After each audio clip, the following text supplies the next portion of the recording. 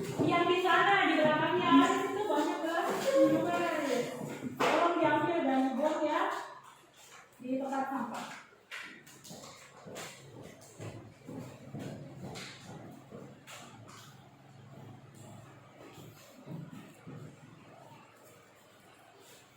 Sudah? Oke, kembali ke tempatnya ya.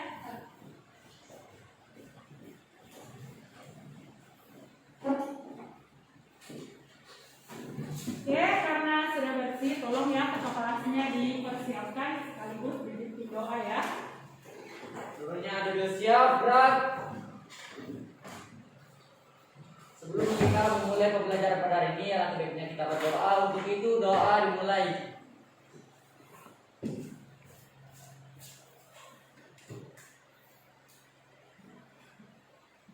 Doa selesai.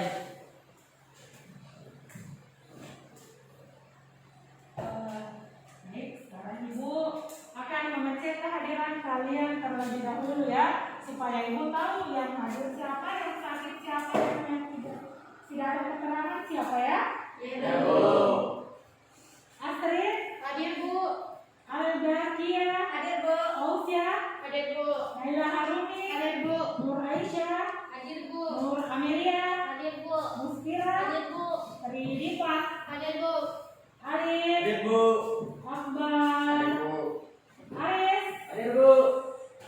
Arif, Hadir, Bu. Syarul, Hadir, Bu. Arif. Hadir, Bu. Semangat ya Radit. Jangan tuh, masih pagi nih. Oke, alhamdulillah. Jadi semua di kelompok ganjil hari ini hadir ya. Ya, Bu.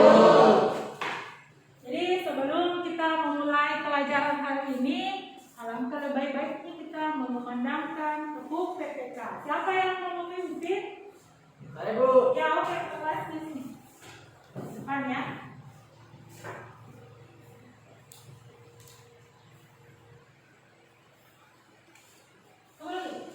Kenapa tegang? Santai. Silakan. Sebelum kita melanjutkan pembelajaran, selanjutnya kita melakukan PPK. Untuk teman-teman silakan berdiri.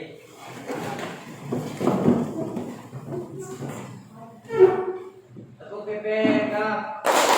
Religius, nasionalis, mandiri, gotong royong, integritas. Selamat pagi. Pagi, yes. Oke, silakan duduk. Terima kasih ya untuk apresiasi kalian ya. Baik, ada yang bisa mengingatkan? Maaf ya, Ibu buka masker, soalnya susah ngomongnya. Tapi Ibu kan agak jauh dari kalian kan? Ya, Bu. Ada yang bisa mengingatkan tentang pelajaran minggu lalu? Saya Bu. Oke, Dipa, silakan. Assalamualaikum warahmatullahi wabarakatuh. Waalaikumsalam warahmatullahi wabarakatuh. Latar belakang kedudukan Jepang di Indonesia. Ya, jadi berbicara tentang Jepang, kenapa sih Jepang itu dengan mudahnya menguasai seluruh wilayah Indonesia? Kan dia menduduki Indonesia dengan waktu yang sangat singkat. Siapa yang bisa jawab? Saya Bu. Ya, oke, Akbar. Assalamualaikum warahmatullahi wabarakatuh. Waalaikumsalam warahmatullahi wabarakatuh. Karena sebelum Jepang memasuki Indonesia, mereka telah mengirimkan spionise ke seluruh wilayah Indonesia. Ya, bagus sekali. Jadi dia mengirimkan spionase ya. Silahkan duduk, Akbar. Aplaus dulu untuk Akbar. Oke, jadi berbicara tentang Jepang, kalian kan sudah menjawab semua pertanyaan tentang materi minggu lalu. Saya anggap kalian sudah memahami dengan baik pelajaran minggu lalu ya. Ya, Bu. Baik.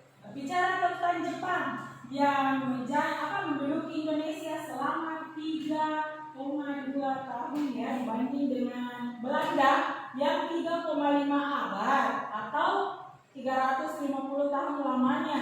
Kebijakan yang dia terapkan sangat hebat, tidak kalah dengan kebijakan yang diterapkan oleh kolonial Hindia Belanda. Bahkan akibat yang dia timbulkan pun sangat besar karena menimbulkan kemiskinan, kemudian penurunan tingkat pendidikan dan banyaknya korban jiwa. Oke, jadi materi yang akan kita bahas hari ini adalah ini ya. Bisa dibaca? Bisa.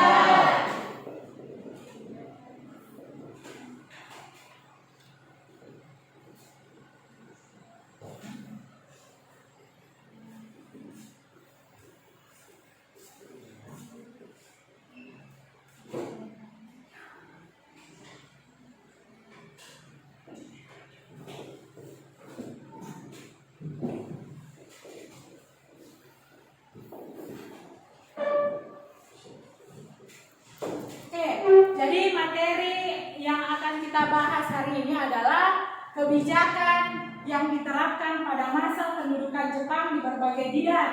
Ada di bidang ekonomi, sosial, kemudian pendidikan dan kebudayaan.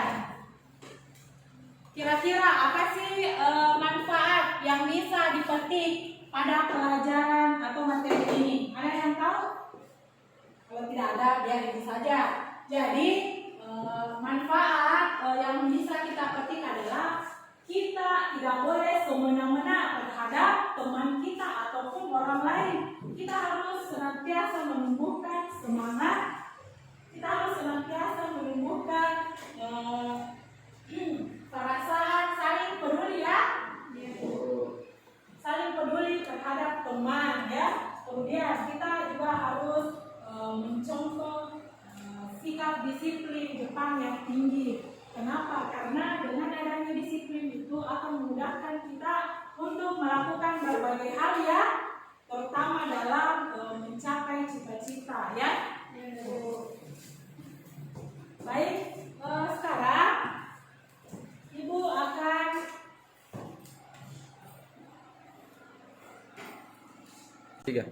memperlihatkan KI, KD, indikator serta tujuan pembelajaran yang akan kita capai hari ini ya. Jadi silahkan perhatikan slide. Sudah jelas? Apakah jelas di situ nak? Jelas.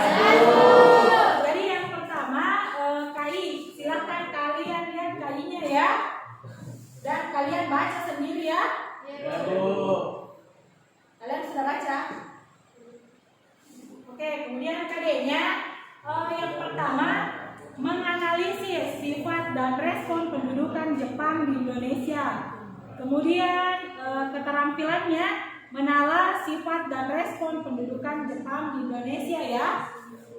Kemudian indikatornya, jadi indikator yang kita bahas ada 1, 2, 3, ada 4 ya. Yang pertama menganalisis kebijakan ekonomi perang. Kemudian yang kedua menganalisis kebijakan kerja paksa, kalau di Jepang dikenal dengan Romusa. Kemudian yang ketiga, menganalisis kebijakan pengendalian pendidikan dan kebudayaan. Yang terakhir, merumuskan nilai-nilai atau pelajaran yang dapat diambil dari kebijakan pendidikan. Kemudian tujuan pembelajarannya ada 4 ya. Silahkan kalian lihat sendiri. Di atas, yang pertama melalui kegiatan mengamati slide tentang kebijakan ekonomi perang, peserta didik dapat menganalisis kebijakan ekonomi perang secara benar. Kemudian yang kedua, melalui kegiatan mengamati slide tentang kebijakan Romusa ya, Romusa. Peserta didik dapat menganalisis kebijakan Romusa bagi Indonesia dengan tepat. Kemudian yang ketiga, melalui kegiatan mengamati slide tentang kebijakan pengendalian pendidikan dan kebudayaan, peserta didik dapat menganalisis bentuk kebijakan di bidang pendidikan dan kebudayaan dengan baik dan benar. Jadi itu tujuan pembelajaran yang harus kita capai ya hari ini. Jadi adapun mekanisme pembelajaran kita hari ini, yang pertama kita akan menyaksikan video, kemudian nanti kalian akan melihat gambar-gambar pada slide ya. Setelah itu saya akan membagi anak-anakku ke dalam beberapa kelompok untuk memecahkan masalah ya yang ada pada LKPD. Setelah itu presentasi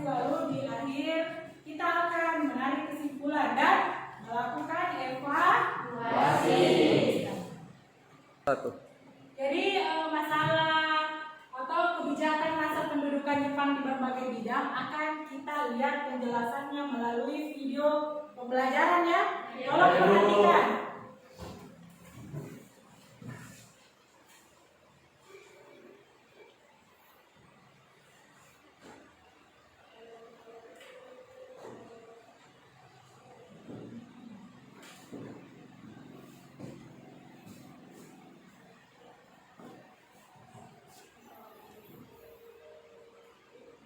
Maaf ya suaranya.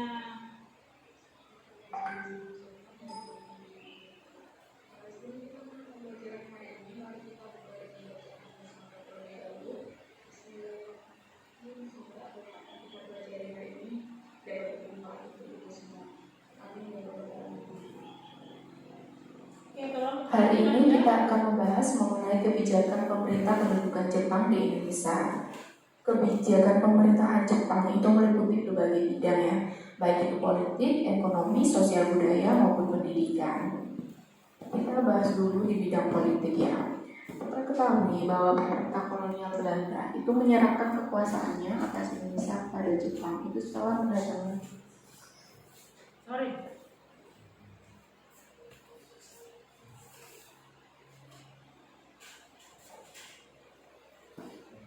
Assalamualaikum warahmatullahi wabarakatuh. Bagaimana kabarnya? Baik itu politik, ekonomi, sosial budaya maupun pendidikan.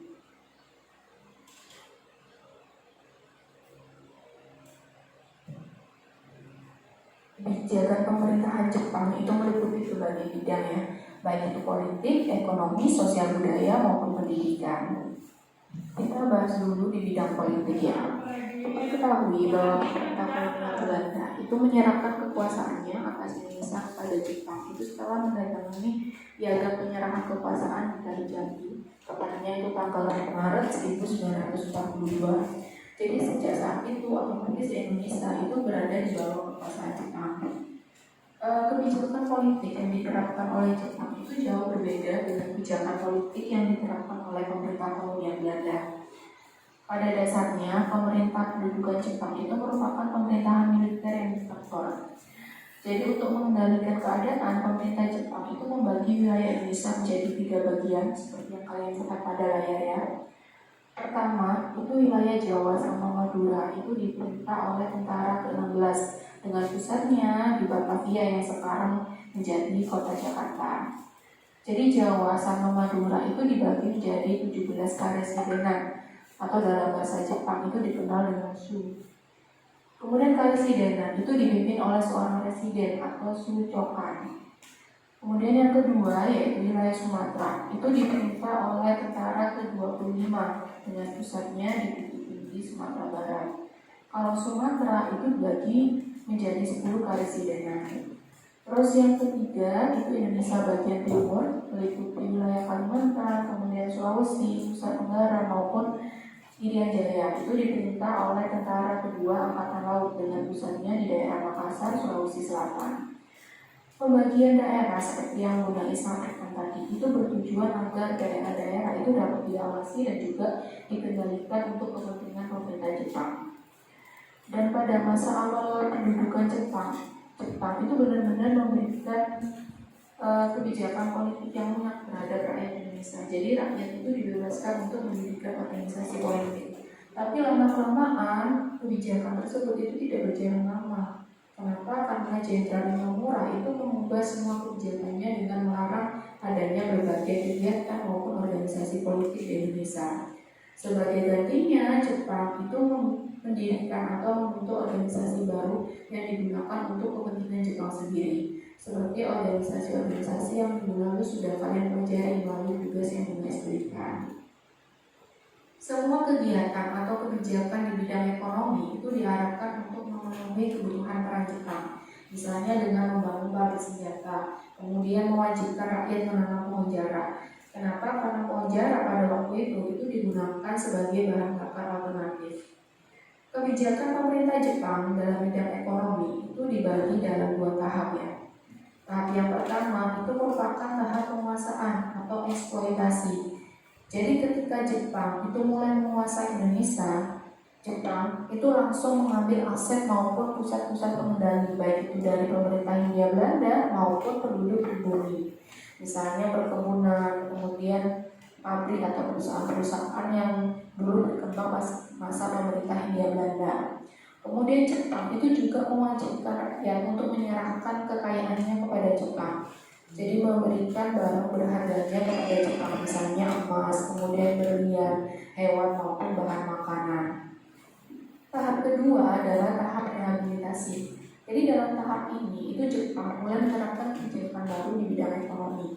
Misalnya ada yang namanya sistem autarki. Sistem ini itu mewajibkan rakyat dan pemerintah daerah itu harus bisa memenuhi kebutuhannya sendiri tanpa tergantung dengan pemerintah pusat. Kemudian ada yang namanya sistem tonali bumi, organisasi rukun tetangga yang sampai sekarang itu kan masih ada atau kita kenal. Jadi rukun tetangga pada masa itu dibentuk untuk memudahkan pengumpulan setoran pajak kepada Jepang. Terus ada Kiprohoshi dan juga Romusa. Kalau Kiprohoshi itu pelatihan kerja paksa, sedangkan Romusa itu merupakan kerja paksa yang dilakukan oleh pemerintah Jepang. Jadi setiap desa itu diwajibkan untuk menyerahkan tenaga pemuda dalam jumlah tertentu yang kemudian dijadikan sebagai Romusa. Lah Romusa itu dikirim ke daerah-daerah di Indonesia, bahkan juga dikirim ke daerah lain yang masih menjadi wilayah kekuasaan Jepang. Dan para pekerja Romusa itu keadaannya benar-benar sangat memprihatinkan ya. Kenapa? Karena mereka itu bekerja tanpa diberi upah, kemudian makanannya itu juga sedikit. Otomatis pas masa itu banyak yang menderita kelaparan dan juga meninggal. Status sosial rakyat pribumi pada masa pemerintahan Jepang itu juga masih berada dalam golongan bawah. Jadi rakyat itu juga sangat menderita akibat berbagai kebijakan yang dikeluarkan oleh pemerintah Jepang. Misalnya penyerahan pajak dan juga eksploitasi tenaga manusia. Sedangkan di bidang budaya, pemerintah Jepang itu mengembangkan budayanya sendiri di Indonesia. Misalnya memperkenalkan yang namanya seni pertunjukan tradisi Jepang atau seni sandiwara. Pengenalan seni atau budaya Jepang di Indonesia itu tidak lain sebagai alat propaganda Jepang. Dan selama Jepang memerintah, film-film dan bahasa Belanda itu dilarang untuk diputar di Indonesia. Terakhir yaitu di bidang pendidikan. Penataan pendidikan pada masa pendudukan Jepang itu bertujuan untuk mempermudah pengawasan sekaligus koordinasi dalam tiap jenjangnya. Jepang sendiri itu mengelompokkan sekolah menjadi dua bagian utama. Ada yang namanya sekolah umum dan juga sekolah guru.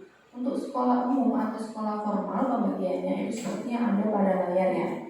Yang pertama itu sekolah rakyat atau Kokumin Gakko, sekolah dasar. Ini sekolahnya itu terbuka untuk umum dan juga semua golongan. Beda kalau masa pemerintah Belanda itu kan dibedakan berdasarkan status sosial. Kalau pas masa Jepang itu terbuka untuk semua golongan. Kemudian sekolah menengah pertama, Sotochu Gakko. Lama pendidikannya itu 3 tahun seperti tingkat SMP pada masa sekarang ya. Kemudian sekolah menengah tinggi atau Kutochu Gakko. Itu setingkat SMA, lama pendidikannya itu juga sama 3 tahun. Jadi sekolah ini itu difokuskan untuk menyiapkan para pelajar ke sekolah tinggi. Kemudian ada juga yang namanya sekolah kejuruan, itu setingkat SMK. Misalnya sekolah bidang pertambangan, kemudian pelayaran, teknik maupun juga pertanian. Dan yang terakhir itu yaitu sekolah tinggi atau perguruan tinggi. Misalnya ada sekolah tinggi kedokteran, kemudian sekolah ahli obat, kedokteran tinggi dan juga lain sebagainya. Oke, jadi itu tadi materi tentang kebijakan pada masa pendudukan Jepang ya. Sekarang silakan perhatikan slide. Nanti itu akan bergerak saya gambar-gambar ya.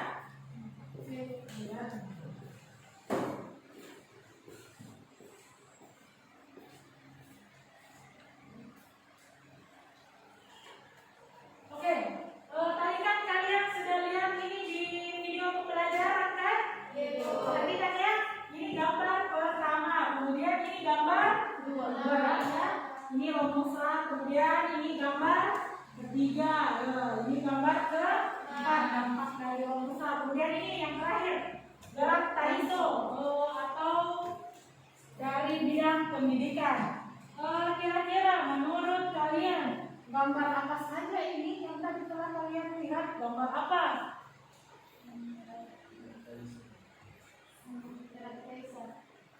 Ya, jadi itu semua merupakan kebijakan yang diterapkan pada masa pendudukan Jepang. Dan sekarang, apa kira-kira alasannya? Kenapa Jepang menerapkan berbagai kebijakan? Apa kira-kira? Siapa yang bisa? Oke, Fauzia. Assalamualaikum warahmatullahi wabarakatuh. Waalaikumsalam warahmatullahi wabarakatuh. Jepang menerapkan berbagai kebijakan pada masa pendudukannya. Ya, Itu disebabkan untuk memenuhi kepentingan Jepang. ya. Kenapa Jepang menerapkan berbagai kebijakannya untuk memenuhi segala kepentingan ekonomi perang di Jepang ya? Oke, jadi kembali lagi kalian perhatikan slide. Jadi ini nanti slide yang kalian lihat di sini akan kita bahas di dalam LKPD ya.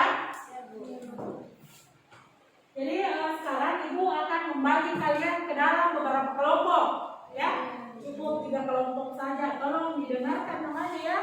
Jadi untuk kelompok 1 Aisyah, kemudian Aris, Amel, Muspira dan Akbar. Kemudian kelompok 2 Naila, Fauzia, Astrid, Syahrul. Kelompok 3 Diva, Alda, Alim, Radit. Kemudian siapa lagi yang tidak ada namanya? Sudah ada semua? Adil. Ya, Adil kelompok 3 ya, Adil. Siapa lagi yang tidak ada? Sudah ada semua? Oke, sekarang silahkan gabung dengan kelompoknya masing-masing ya.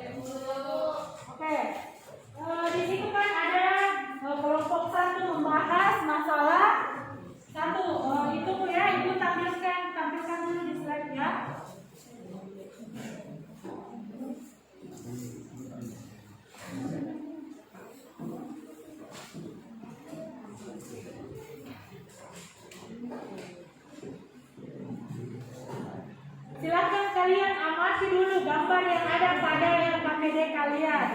Sambil tunggu Ibu. Ya ini. Jadi kelompok 1, silahkan amati gambar. Di situ ada penanaman pohon jalan, penyerahan tanaman pertanian, kemudian penyerahan hasil perkebunan kepada Jepang. Jadi yang kalian bahas analisis penerapan kebijakan ekonomi perang ya yang diterapkan oleh pemerintah Jepang. Kemudian untuk masalah nomor 2, mana nomor 2? Oke. Jadi yang kalian bahas apa masalah atau apa sih yang terlihat dari gambar pada LKPD kalian. Kemudian rumuskan nilai-nilai apa yang bisa dipetik pada masalah tersebut ya. Kemudian kelompok 3, silakan lihat apa itu yang ada di LKPD. Nah, kemudian jelaskan apa itu gerak Taisho, kemudian bagaimana Jepang mengendalikan pendidikan di Indonesia ya. Oke. Silahkan amati gambarnya dan lihat soalnya. Sudah? Oke. Kalau kalian sudah lihat soalnya, silakan kalian cari sumber apapun boleh kalian pakai. Nah, kalian kan ada buku paket, kemudian ada orang ajar, kalian juga boleh menggunakan sumber internet ya.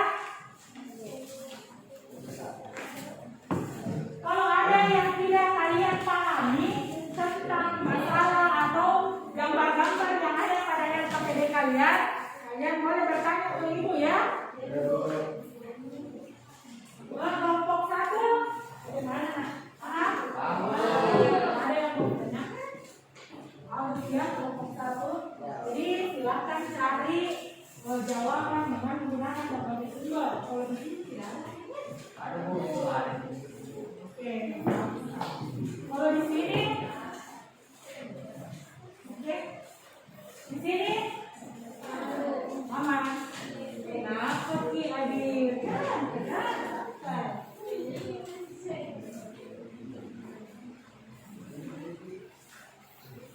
Apa?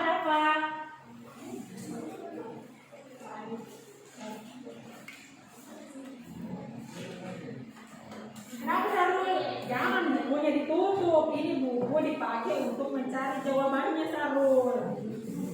Apa yang dipikirkan Sarul?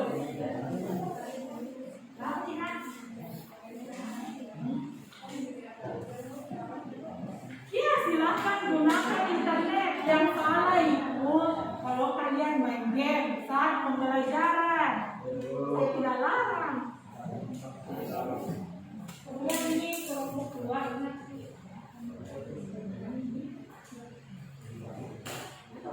Jadi silakan bagi juga temannya siapa nanti yang akan presentasi ya. Kemudian siapa yang mau jadi moderator kelompoknya juga. Di sini siapa yang moderator kelompok? Kalau di kelompok 2 siapa moderator kelompok?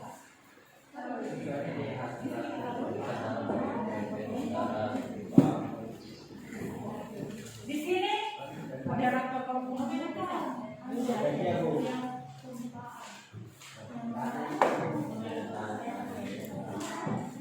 Oh ya, ibu lupa. Sambil kalian diskusi, silahkan kalian isi penilaian ini nah. Penilaian untuk selama diskusi. Jadi ini penilaian diri. Penilaian diri dulu ya. Nanti kalian isi setelah diskusi. Kemudian di sini juga. Kemudian ada yang disebut juga penilaian teman sebaya. Jadi nanti kalian menilai teman kalian ya, lakukan secara jujur ya. Nanti kalian kumpulkan. Jadi nanti kalian kumpulkan bersamaan dengan LKPD ya.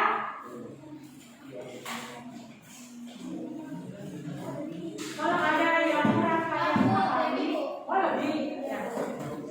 Ya. Kenapa? Kalau di situ cukup ya? Sudah cukup kan? Jadi kalau untuk penilaian teman sebaya, kalian nilai temannya ya.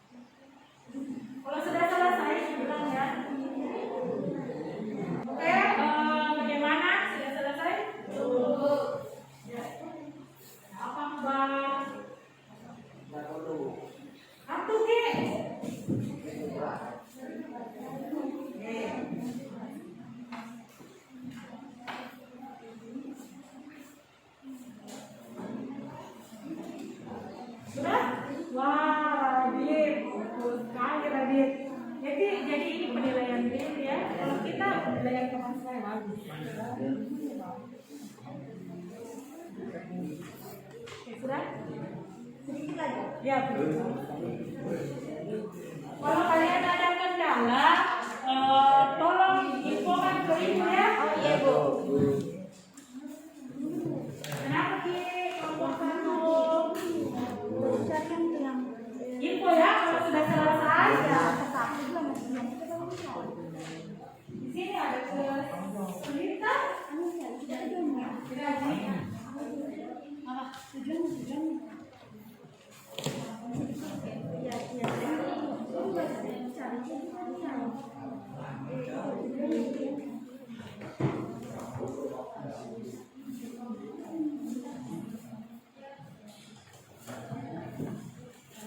Ingat ya masalah apa yang kalian bahas. Iya Bu. Jangan masalahnya apa, jawabannya apa ya. Ini deh. Kenapa nak? Enggak Bu. Sudah bisa.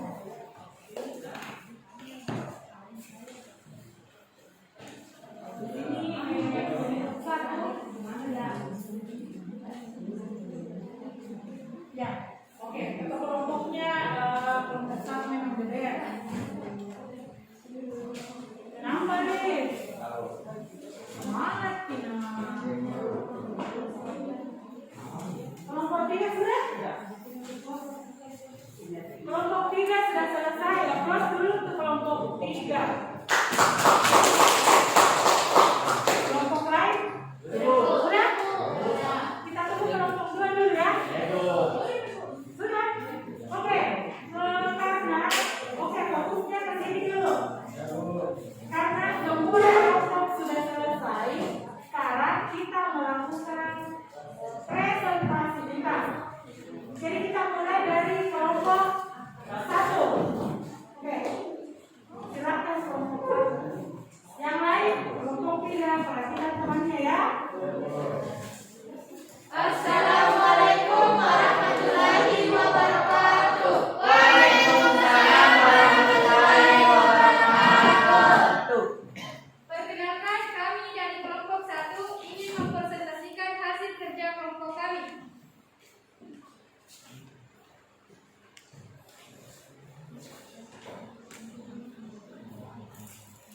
Berdasarkan gambar di atas, silakan analisis penerapan kebijakan ekonomi yang diterapkan oleh pemerintah militer Jepang saat menduduki Indonesia. Oke, stop dulu ya. Jadi ini gambarnya ya nak, perhatikan ini gambarnya nak. Yaitu selama masa penduduk Jepang di Indonesia diterapkan konsep ekonomi perang. Artinya semua kekuatan ekonomi di Indonesia ditarik untuk menopang kegiatan perang. Dalam bidang ekonomi, Indonesia sangat menarik bagi Jepang. Kekayaan Indonesia tersebut sangat cocok untuk kepentingan industri Jepang. Indonesia juga dirancang sebagai tempat penjualan produk-produk industrinya. Oleh karena itu, pada saat berkembangnya, Indonesia benar-benar menjadi sasaran perluasan pengaruh kekuasaan Jepang. Kebijakan Jepang itu juga sering disebut dengan ekonomi perang. Untuk lebih jelas, perlu dilihat bagaimana tindakan Jepang dalam bidang ekonomi di Indonesia. Langkah pertama yang diambil Jepang adalah melakukan pengawasan dan perbaikan prasarana ekonomi. Sementara itu, bidang perkebunan di masa Jepang mengalami kemunduran. Hal ini berkaitan dengan kebijakan Jepang yang memutuskan hubungan dengan Eropa.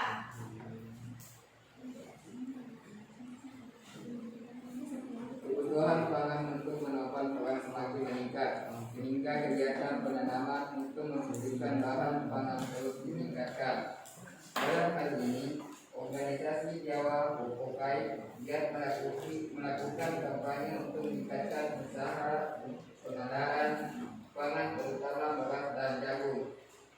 Karena pertanian baru, bekas perkebunan dibuka untuk menambah produksi beras. Di Sumatera Timur, daerah bekas perkebunan yang luas ribuan hektar ditanami kembali sehingga menjadi daerah pertanian baru. Dengan demikian, sekalipun tanah pertanian semakin luas, tetapi kebutuhan pangan tetap tidak tercukupi. Pemerintahan Jepang juga membuat berbagai kebijakan dalam bidang pertanian.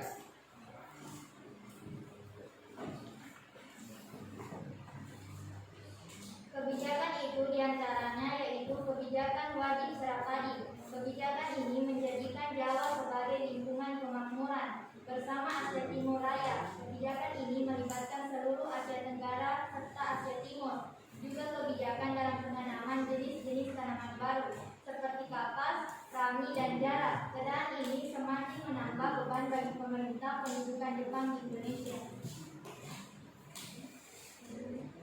Para petani harus menjual hasil produksi padinya kepada pemerintah sesuai dengan kuota yang telah ditentukan dengan harga yang telah ditetapkan pemerintah Jepang. Begitu juga padi harus diserahkan ke penggilingan padi yang sudah ditunjuk pemerintah Jepang. Ada pertanyaan? Saya Bu. Ya, oke, gimana? Oke, jadi aturan diskusi yang kita pakai, kalian kita pakai sistem debat ya. Jadi kalau misalnya kelompok 3 bertanya, kalian boleh langsung jawab kalau sudah tahu jawabannya. Dan kelompok 3 bisa langsung menanggapi atau bertanya kembali ya. Iya Bu. Oke, kalian sudah paham? Paham, Bu. Oke, kelompok 2 paham? Paham, Bu. Bagus sekali. Saya kembali ke kelompok 1 ya. Ada pertanyaan? Saya Bu. Oke, Radit. Ya, Radit. Assalamualaikum warahmatullahi wabarakatuh. Waalaikumsalam warahmatullahi wabarakatuh. Mengapa Jepang menerapkan ekonomi perang? Kenapa katanya Jepang menerapkan ekonomi perang? Sudah? Kalian mau langsung jawab atau bagaimana? Jawab Bu. Oh, mau langsung jawab? Oke, silakan moderatornya arahkan. Baiklah, kami akan menjawab dari pertanyaan kelompok 3. Pada masa pendudukan di Indonesia, Jepang mengeluarkan kebijakan ekonomi perang. Ekonomi perang merupakan kebijakan pemerintah Jepang yang digunakan untuk menggali semua kekuatan ekonomi di Indonesia. Kebijakan tersebut dipeliharakan untuk membantu kegiatan Jepang yang tengah menghadapi Perang Dunia II. Bagaimana kemudian? Ya. Jelas ya? Jelas. Masih ada pertanyaan? Saya Bu. Oke, kita selesaikan dulu di kelompok 3 ya, Nak. Oke, Ali. Assalamualaikum warahmatullahi wabarakatuh. Waalaikumsalam warahmatullahi wabarakatuh. Saya akan bertanya kepada kelompok 1. Apakah di Sulawesi Selatan, khususnya di Kabupaten Bone, juga diterapkan serap padi dengan syarat yang tadi Anda ucapkan? Wah, aplaus dulu pertanyaannya ini. Jadi Ali bertanya tentang apakah di Bone khususnya juga diterapkan sistem serah terima padi ya? Kalian mau jawab atau gimana? Baiklah, saya akan menanggapi pertanyaan di kelompok 3. Sistem serah padi tetap dilaksanakan di Kabupaten Bone juga akibat ada aturan ini. Malah di Kabupaten Bone terjadi pemberontakan petani. Ya. Oke.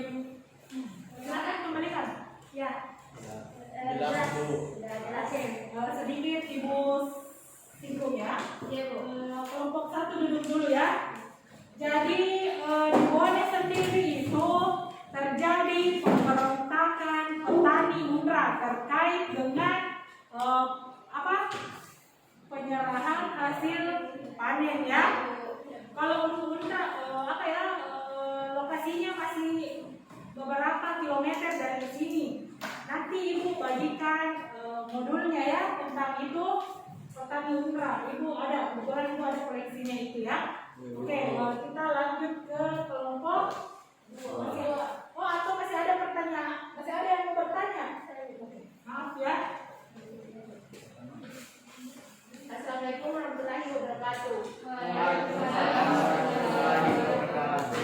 Mengapa Indonesia sangat menarik di mata Jepang dan juga menjadi salah satu benteng pertahanan Jepang melawan Belanda? Sudah jelas pertanyaannya, Nak? Jelas, Bu. Kalian mau langsung jawab? Langsung jawab, Bu.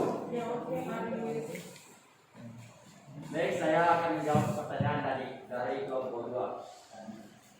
Assalamualaikum warahmatullahi wabarakatuh. Waalaikumsalam warahmatullahi wabarakatuh.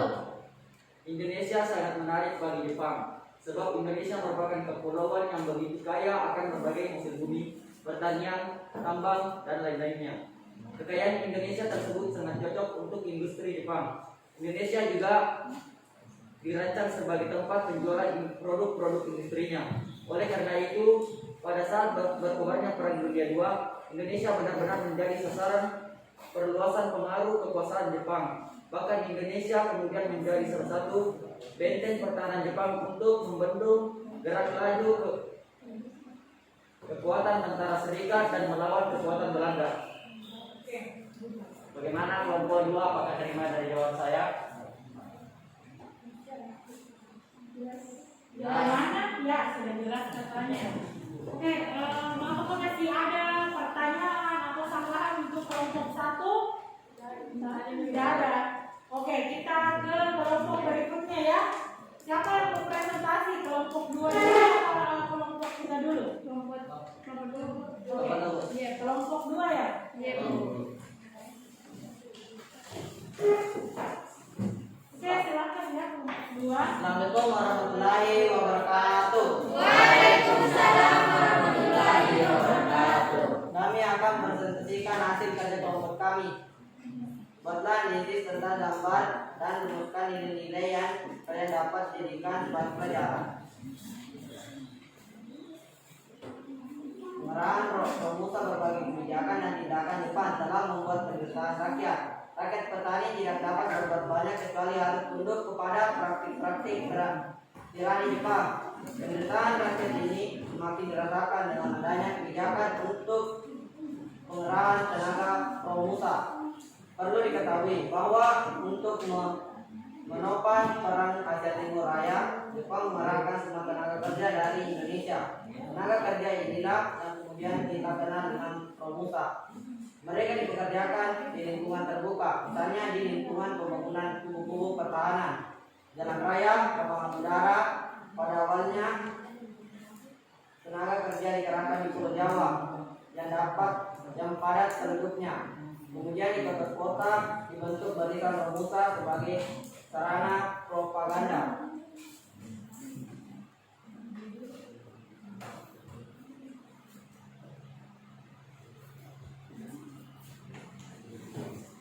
Desa-desa diwajibkan untuk menyiapkan sejumlah tenaga pramuka. Panitia pengerahan tersebut disebut Komu Yokai yang ada di setiap daerah. Rakyat yang dijadikan pramuka pada umumnya rakyat adalah yang bertenaga kasar. Pada awalnya, rakyat Indonesia melakukan tugas pramuka secara sukarela sehingga Jepang tidak mengalami kesulitan untuk memperoleh tenaga. Sebab rakyat sangat tertarik dengan propaganda tentara Jepang sehingga rakyat rela membantu untuk bekerja apa saja tanpa digaji. Kenapa kelompok 2? Mau dilanjutkan. Nilai yang dapat diberi dari kebijakan tersebut adalah: 1. Menghargai setiap hak asasi manusia dalam segalanya, hidup tanpa harus menyiksa orang lain juga menjadi kita demi kepentingan kita. 2. Mendirikan diri kita yang hidup di sana yang merdeka dan berjalan untuk bersyukur dari atas karunia Tuhan yang Maha Esa karena terbebas dari kesengsaraan. Apakah ada pertanyaan dari kelompok lain? Saya.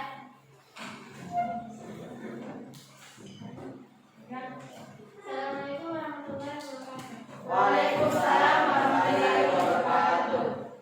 Apa yang dimaksud kelompok besar dan akibat apa yang ditimbulkan dalam usaha?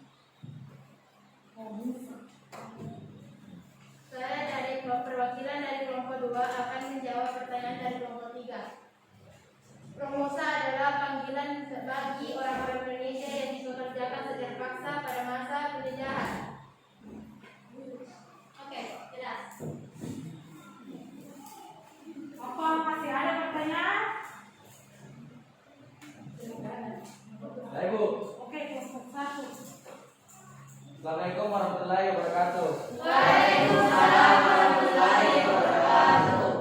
Baik, saya akan memberikan pertanyaan kepada kelompok 2, yaitu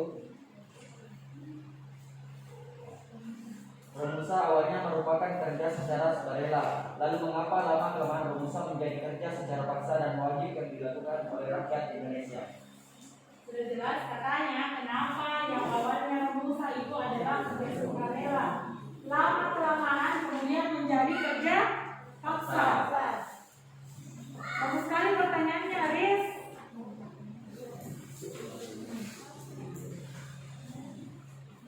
Siapa yang menjawab? Baik, saya akan menjawab pertanyaan dari nomor 1. Pengenalan tenaga yang bersifat sukarela ini oleh pemerintah Jepang diubah menjadi sebuah keharusan karena kebutuhan Jepang yang terus meningkat di seluruh kawasan Asia Tenggara. Terima kasih, jawabannya cukup jelas bagi saya. Apakah ada pertanyaan? Ada tanggapan?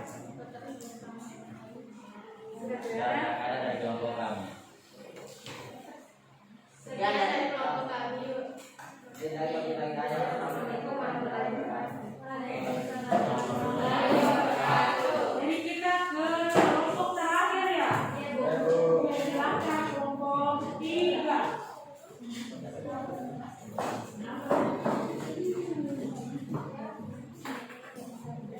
Assalamualaikum warahmatullahi wabarakatuh. Waalaikumsalam warahmatullahi wabarakatuh. Kami dari kelompok 3 akan mempresentasikan hasil diskusi kami. Berdasarkan gambar di samping, salah satu bentuk kebijakan Jepang yaitu gerak Taiso, termasuk salah satu kebijakan Jepang dalam bidang pendidikan. Jelaskan bagaimana Jepang mengendalikan pendidikan di Indonesia serta apa tujuannya.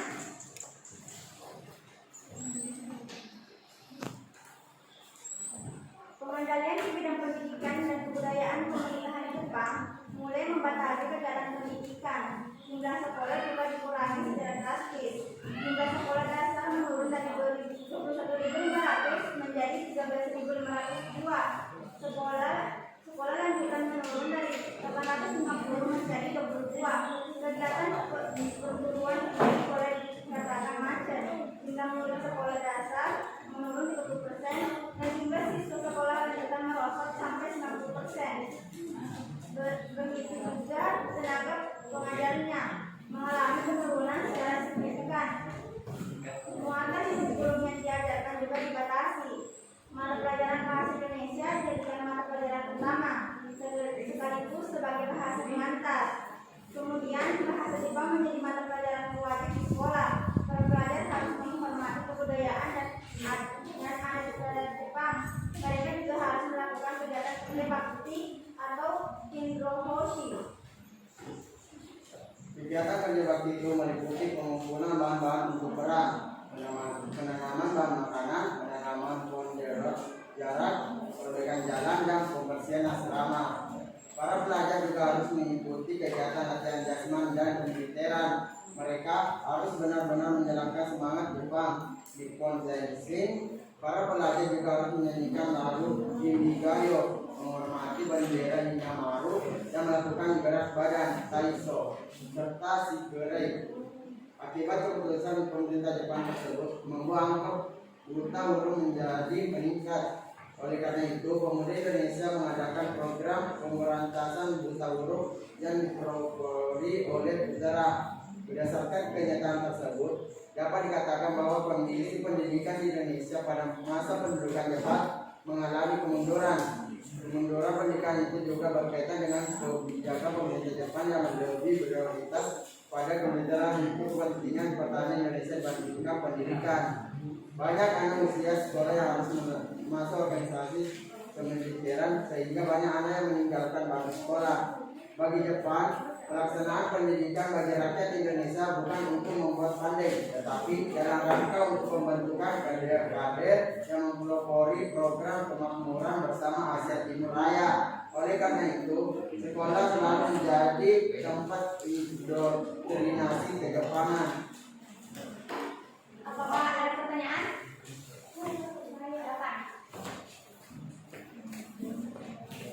Assalamualaikum warahmatullahi wabarakatuh. Waalaikumsalam warahmatullahi wabarakatuh.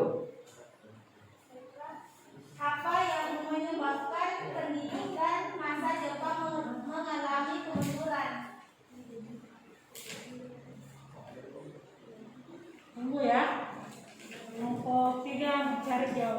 Oke, saya akan menanggapinya. Kemunduran pendidikan itu juga berkaitan dengan kebijakan pemerintahan Jepang yang lebih berorientasi pada pemiliteran untuk kepentingan pertahanan Indonesia dibandingkan pendidikan. Banyak anak usia sekolah yang harus. Apakah sudah jelas dari jawaban dari kelompok kami? Ya. Oke, apakah ada pertanyaan? Saya. Ya, silakan.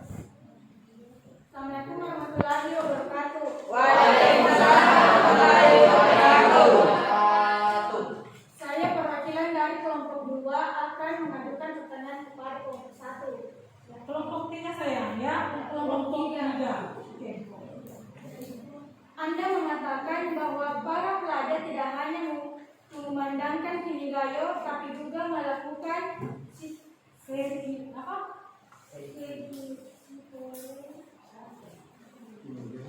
Oh, sekirei. Sekirei, bisa Anda jelaskan apa itu sekirei?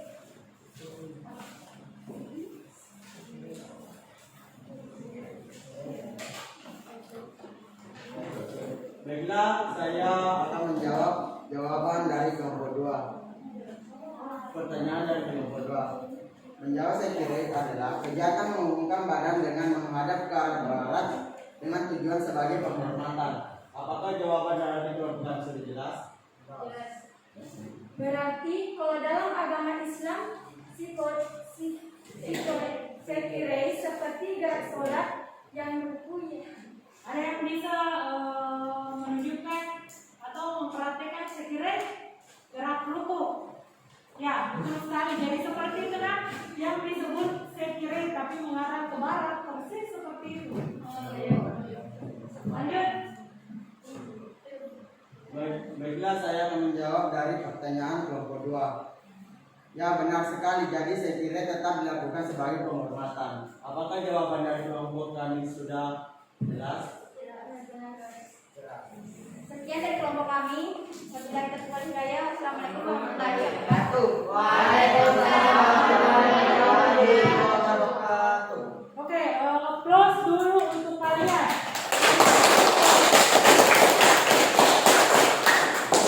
Silakan dulu. Terima kasih ya karena kalian telah melakukan diskusi yang sangat menarik ya. Sekarang silakan kalian lengkapi jawaban yang ada pada LKPD berdasarkan hasil diskusi kalian ya. Kemudian setelah itu nanti kalian simpulkan bersamaan dengan penilaian yang ibu tadi berikan ya. Oke.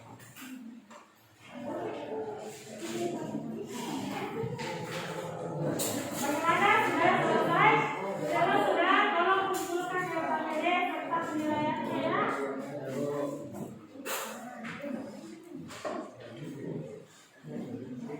Oke, sudah? Belum.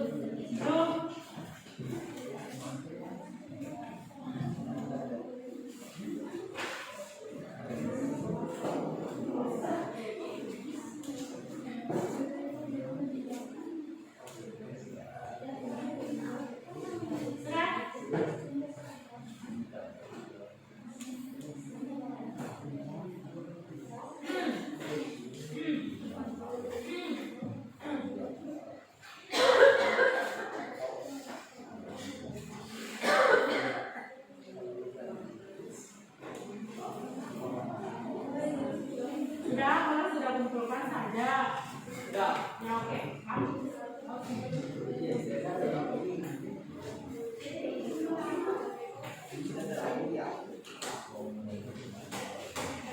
Penilaiannya tolong dikumpulkan juga ya.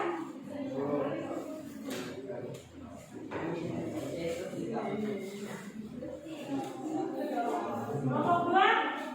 Oke, sini nah. Kelompok 1.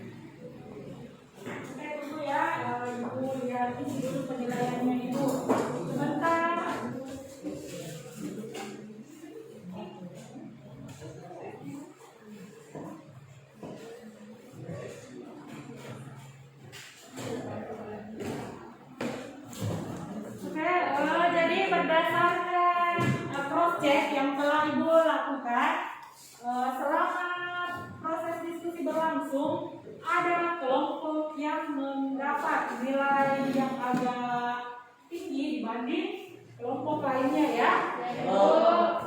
Itu jatuh pada kelompok 3 ya. Ngobrol dulu kelompok 3. Kenapa kelompok 3 kerjasamanya dia bagus, kemudian jawaban yang diberikan juga sudah sesuai, cara menjawabnya juga sudah tepat ya. Ibu berharap kalian dari kelompok 1 dan kelompok 2 harus semakin semangat dan dalam mencari jawabannya ataupun bertanya dan semakin aktif dalam proses diskusi ya Nak ya. Oke, sekali lagi applause untuk kita hari ini.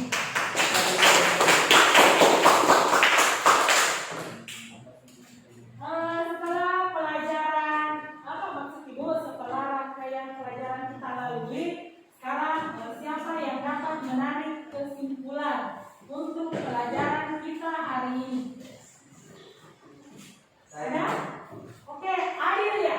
Oke, Adil. Assalamualaikum warahmatullahi wabarakatuh.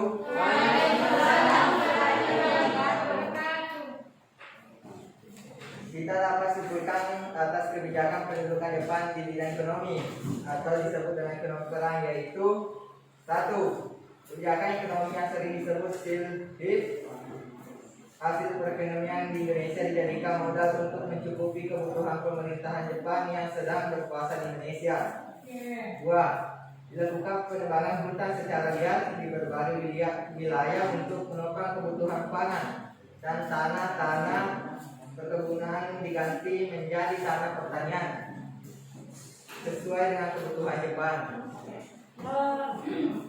Saudara, sekarang siapa lagi yang mau menambahkan? Masih ada yang mau menambahkan? Adit? Oke, Adit, silakan. Assalamualaikum warahmatullahi wabarakatuh. Waalaikumsalam warahmatullahi wabarakatuh. Pengendalian di bidang pendidikan dan kebudayaan pemerintah Jepang mulai membatasi kegiatan pendidikan. Jumlah sekolah juga dikurangi secara drastis. 7. Mata pelajaran bahasa Indonesia dijadikan mata pelajaran utama sekaligus sebagai bahasa pengantar. Kemudian bahasa Jepang menjadi mata pelajaran wajib di Indonesia di sekolah.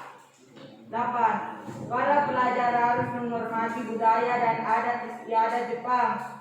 Mereka juga harus melakukan kegiatan kerja bakti meliputi pengumpulan bahan-bahan untuk perang, penanaman bahan makanan, penanaman pohon jarak, perbaikan jalan, dan pembersihan asrama. Para pelajar juga harus mengikuti kegiatan latihan jasmani dan kemiliteran. Ya oke, terima kasih Adit. Apa masih ada yang mau menambahkan kesimpulan kita hari ini? Saya Bu. Oke, Arif. Assalamualaikum warahmatullahi wabarakatuh. Waalaikumsalam warahmatullahi wabarakatuh. Baik, saya akan mengajukan kesimpulannya, yaitu Jepang mengarahkan semua tenaga kerja dari Indonesia. Tenaga kerja inilah yang kemudian kita kenal dengan Romusa. Rakyat Indonesia yang menjadi Romusa itu diperlakukan dengan tidak semua senonoh tanpa mengenal pri kemanusiaan. Mereka dipaksa bekerja sejak pagi hari sampai petang. Dengan saya, wassalamualaikum warahmatullahi wabarakatuh. Jadi terima kasih atas kesimpulan yang telah anak-anakku berikan. Sekarang kita melakukan evaluasi ya. Atau ada yang mau bertanya tentang pelajaran kita hari ini? Tidak ada ya. Berarti kalian semua sudah paham ya materi kebijakan masa pendidikan Jepang di Indonesia. Ya, Bu. Oke, sekarang kita melakukan evaluasi melalui aplikasi Koeksi. ya. Tolong siapkan HP-nya. Siapa yang sudah ada bertanya? Ada izin? Kenapa ya? Mungkin ambil HP, silakan. Ya, silakan.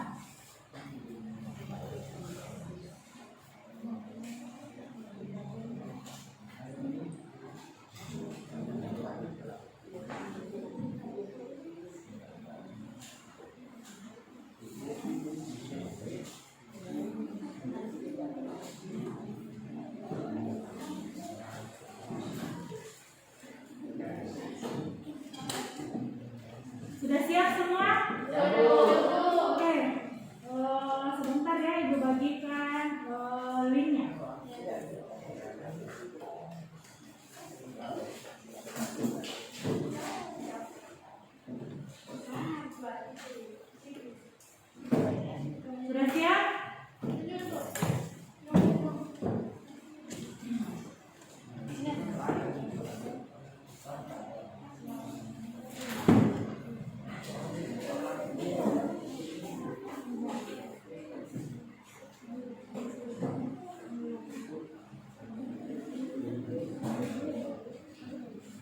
Tunggu ya jarinya.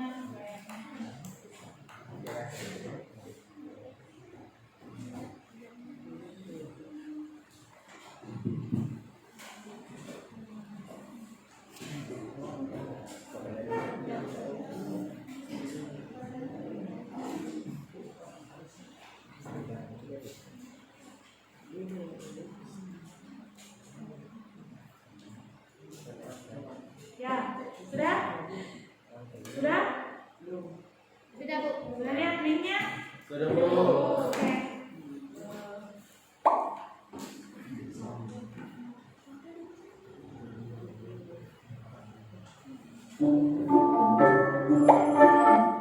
Jadi di sini sudah ada alimnya. Oke, semakin banyak yang bergabung.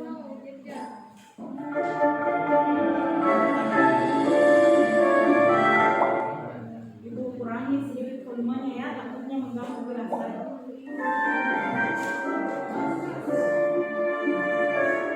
Baru 5 yang bergabung, yang lain kemana?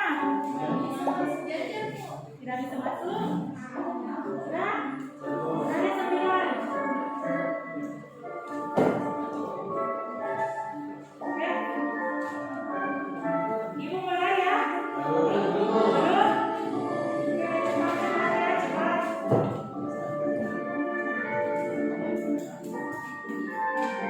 Di sini sudah Aisyah, Marga, Diva, Radin, Adil, Akbar, Usia, Syarul. Siapa lagi yang belum gabung? Sudah ya? Oke, ibu mulai ya.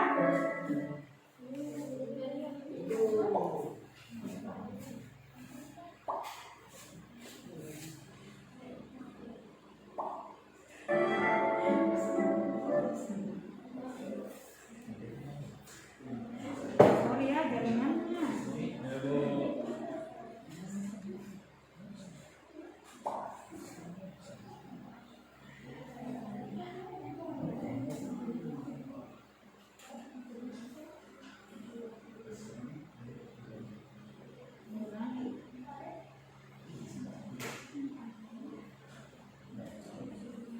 Oh, ada apa ini jaringan?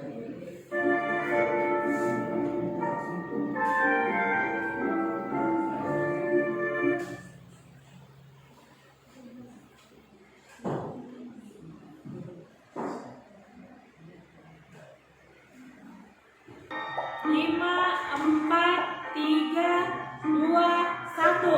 Silakan kalian selesaikan.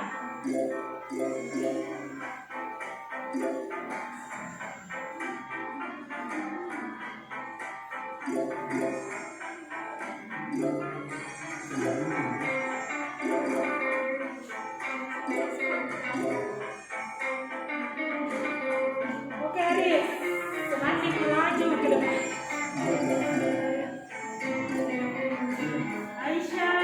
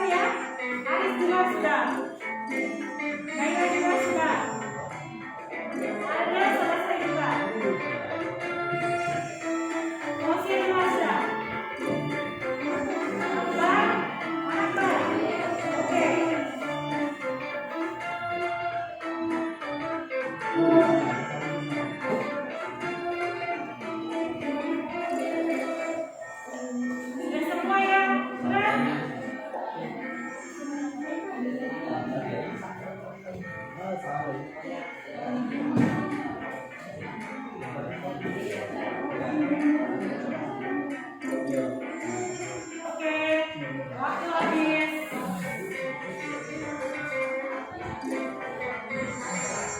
Oke, jadi silakan perhatikan siapa yang mendapat nilai paling tinggi di evaluasi.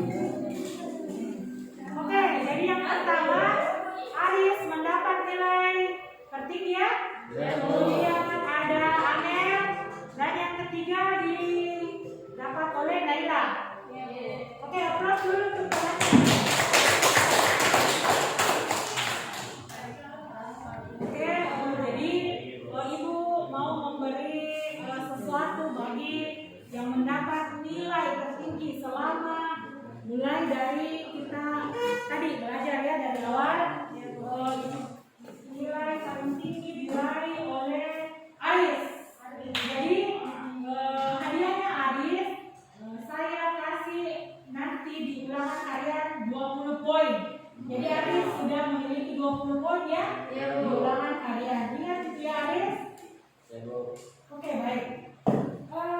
Setelah terjawabnya evaluasi hari ini, sekarang siapa yang dapat memberikan pesan moral tentang apa yang kita pelajari hari ini? Oke, Amel. Assalamualaikum warahmatullahi wabarakatuh. Waalaikumsalam warahmatullahi wabarakatuh. Jadi pesan moral yang dapat dipetik hari ini yaitu sebagai pelajar kita harus belajar dengan baik dan benar agar tidak terperdaya oleh bangsa lain. Serta kita harus mencontoh Jepang yang menjunjung tradisi dan kebudayaan, serta sikap disiplin tinggi yang harus diterapkan dalam kehidupan sehari-hari sehingga dapat meraih kesuksesan dan kemajuan seperti Jepang. Oke, terima kasih Amel. Aplaus dulu untuk Amel. Oke, jadi pesan moral yang dapat Ibu tambahkan, kita harus selalu bersyukur ya karena kita tidak lagi hidup di zaman Jepang yang penuh dengan pengorbanan. Untuk itu Ibu berharap kalian harus semangat dan selalu belajar, tidak pernah berhenti belajar ya. Kalian bisa melihat kata-kata mutiara Ibu ini yang Ibu tulis di ini di slide Ibu ya. Ini belajar memang tidak lantas membuat kita langsung pintar dan sukses. Namun kebanyakan orang sukses adalah orang yang selalu belajar atau pembelajar dan sesungguhnya yang menyebabkan kemunduran itu adalah maka dari itu Ibu berharap kalian mengulangi pelajaran kalian hari ini di rumah ya Nak ya. Oke, terima kasih untuk hari ini. Jadi untuk minggu depan kita akan membahas tentang dampak yang ditimbulkan oleh kebijakan pada masa pendudukan Jepang ya.